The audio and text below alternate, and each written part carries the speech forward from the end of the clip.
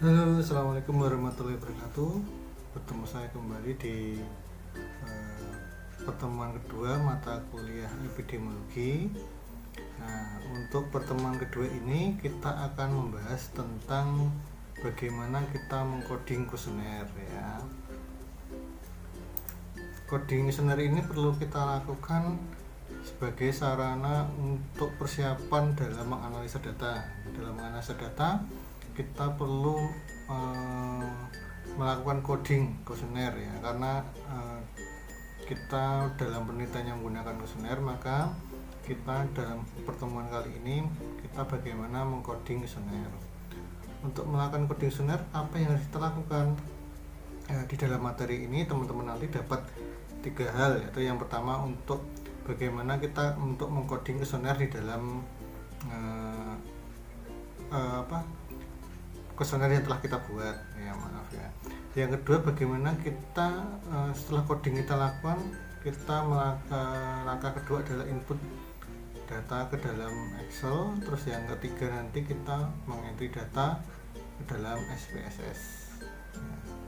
Oke, nanti setelah kuliah saya selesai, nanti teman-teman dapat menjawab pertanyaan di akhir sesi ini ya, di dalam kolom komentar di YouTube saya.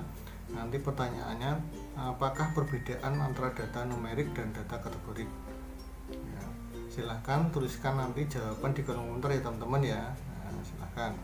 Oke, untuk menyingkat waktu, kita langsung masuk untuk bagaimana kita mengcoding kuesioner ya. Nah, ini contohnya ada kuesioner penelitian, judulnya hubungan antara tingkat pengetahuan dan ketersediaan masker terhadap kepatuhan penggunaan masker dalam menghadapi tanggap darurat COVID-19 pada pekerja informal. Bisa kita lihat di sini di dalam kuesionernya tersebut ada variabel apa? Yang pertama ini tingkat pengetahuan, ya ini variabelnya tingkat pengetahuan. Ini sebagai variabel bebas. Terus ketersediaan masker, ini juga sebagai variabel bebas. Terus yang terakhir, kepatuhan penggunaan masker, ini di dalam variabel apa? Terikat. Nah, di sini masing-masing ada 10 pertanyaan. Dan nanti teman-teman itu dalam suatu penelitian pasti bertanya-tanya, bagaimana kita menilai kuesioner yang telah diisi. Jadi ini seumpamanya ada kuesioner penelitian seperti ini, nanti kita sebar ke responden. Nah, responden kan pasti mengisi. Di sini ada opsinya ya tidak, ya tidak, ya tidak. Terus bagaimana kita menilai kuesioner ini?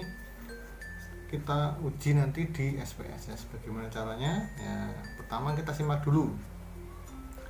Yang pertama yang harus kita perhatikan yaitu perhatikan pertanyaan positif dan negatif dalam kuesioner. Pertanyaan positif itu apa? Jadi pertanyaan positif di situ adalah pertanyaan yang apabila dijawab dengan ya, maka dia akan mendapatkan nilai yang tinggi. Apabila responden menjawab tidak, akan mendapat nilai rendah. Maksudnya apa? Nah, ini kita lihat contohnya. Alat pelindung diri masker dapat melindungi pekerja dari penularan COVID-19. Kalau dari pertanyaan ini kira-kira jawaban yang tepat itu iya atau tidak? Iya. Jadi kalau respondennya ini menjawab atau istilah memberi checklist atau centang pada iya, berarti ini mendapatkan nilai yang tinggi. Kalau dia menjawab tidak, ini mendapatkan nilai yang rendah. Contohnya nanti kalau ada 2 kategori, contohnya nilai tinggi nilainya 2, kalau nilai rendah nilainya 1. Berarti kalau nomor 1, kalau dia mengisinya iya, berarti jawab nilainya 2. Kalau dia menjawab tidak, nilainya 1. Itu ya teman-teman ya. Terus yang harus diperhatikan lagi nih, pertanyaan negatif, yaitu pertanyaan apabila dijawab dengan jawaban ya, maka akan mendapatkan nilai rendah. Ini sebaliknya ya. Jadi kalau teman-teman atau responden itu mengisi jawaban nulis jawaban iya, ternyata nilainya lebih rendah. Jadi kalau tadi ada 1, 2 berarti nilainya 1, dan menjawab tidak akan mendapat nilai tinggi. Contohnya mana? Contohnya ini tentang saya kasih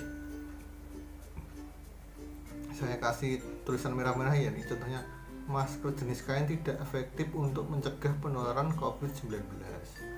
Nah, padahal dari WHO, dari pemerintah sudah menginformasikan bahwa ternyata masker kain dapat melindungi atau manusia dari penularan COVID-19. Jadi contohnya kalau dia menjawab iya, nilainya berapa? Benar, nilainya jadinya 1. Iya, karena jawaban yang benar tadi adalah apa? Tidak. Berarti kalau dia jawabnya iya berarti nilainya 1, kalau jawabnya tidak nilainya 2. Ini beda dengan pertanyaan tadi nomor 1 tadi. Kita lihat lagi. Pertanyaan negatif apabila dijawab dengan jawaban ya tadi mendapat nilai tinggi ya, sudah ya. Terus perhatikan lagi nomor 4. Misalkan dalam kuesioner variabel di atas tadi ya sudah saya tulis warna merah itu negatif ya. Pemberian skor dan nilai 2 dan 1, nilai tingginya 2, nilai rendahnya 1. Terus caranya menilai kuesioner apa? Dengan kita melihat total skor. Jadi nanti contohnya variabel pengetahuan ini, pertanyaan nomor 1 sampai nomor 10 itu kita jumlah teman-teman, itu namanya total skor. Berarti total skor variabel pengetahuan. Terus variabel ketersediaan masker ini jawab tuh centang, nanti kita nilai, ini kita lihat lagi total skornya berapa. Terus variabel kepatuhan ini variabel trika tadi kita jumlah lagi, tadi 21 dijumlah, itu total skor ya. Contohnya pengisian seperti apa ini ya teman-teman, kalau masih bingung. Ini contohnya karakteristik responden harus ditulis dulu ya. Terus apa, ada umur dan sebagainya ini ditulis. Nah, ini codingnya seperti ini. Nah, contohnya nomor 1, alat pelindung diri masker dapat melindungi pekerja dari penularan COVID-19. Berarti kalau dijawab 2, karena jawabannya tepat nilainya 2. Terus contohnya nomor 4, masker jenis kain tidak efektif untuk mencegah penularan COVID-19. Kalau diisi ya, jawabannya tidak tepat, maka nilainya 1. Kita total skor ini teman-teman, skornya 19. Berarti variabel pengetahuan ini didapatkan hasil total skor yaitu dengan nilai 19. Terus variabel ketersediaan masker tadi diisi lagi ya, tidak. Ada pertanyaan positif negatif, kita jumlah, total skornya 16. Berarti variabel ketersediaan masker nilainya 16. Terus selanjutnya nomor variabel kepatuhan. Nah, variabel kepatuhan kita jumlah, nilainya 18. Ini tadi ya. Setelah ini nilainya kita dapatkan, ya harus kita lakukan apa?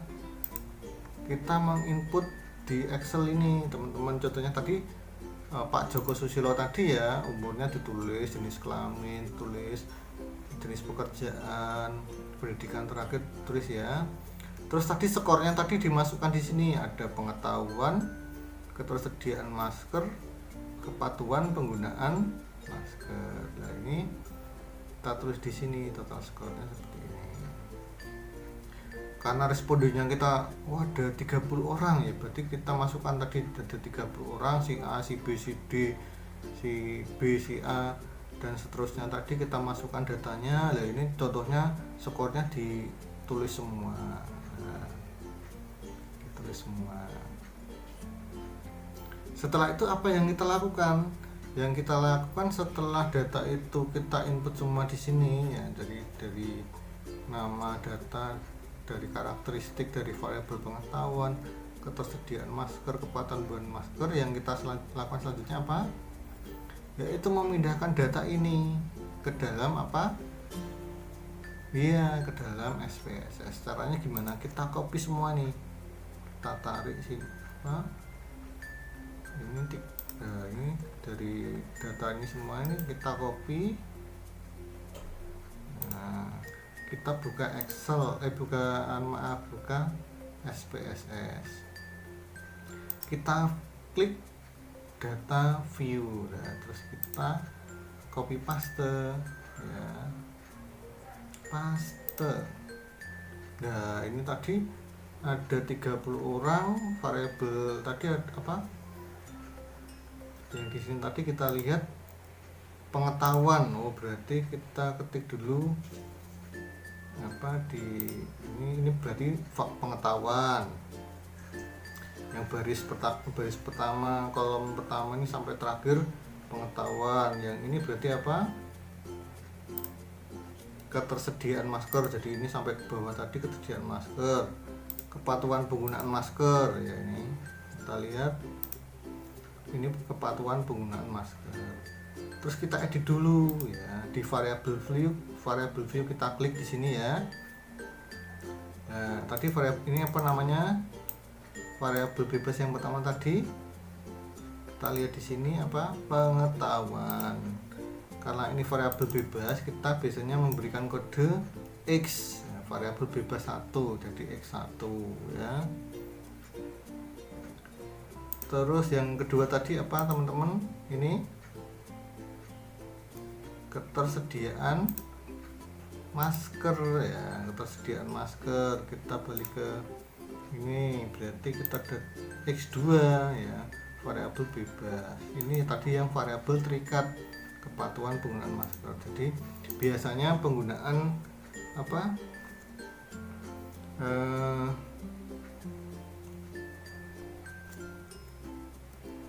ini saya bersihkan dulu ya.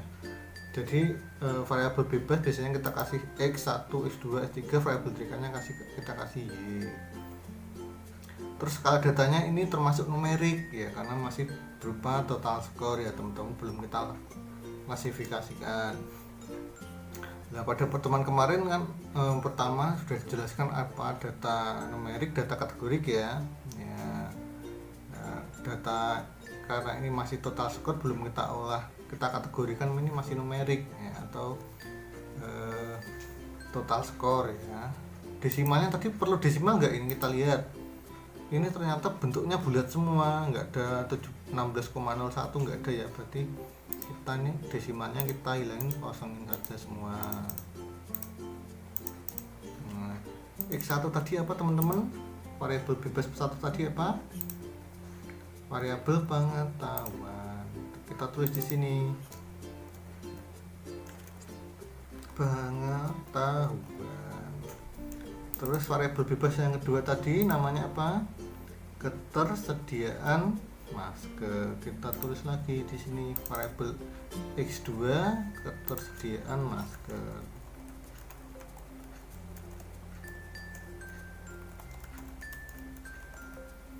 Terus variabel terikatnya Y-nya apa tadi, kepatuhan penggunaan masker. Nah klik di sini, kepatuhan penggunaan masker. Untuk value kita kosongin semua ya, karena ini bukan data kategorik ya. Kita lanjut lagi. Skalanya di sini macam-macam, ada ordinal, nominal. Karena di sini dalam numerik kita tulis scale saja semua ini ya. Kita cek yang klik data view, lah ini datanya sudah masuk semua. Berarti X1 tadi apa, pengetahuan. X2 apa tadi, ketersediaan masker. Yang Y tadi kepatuhan penggunaan masker ya teman-teman.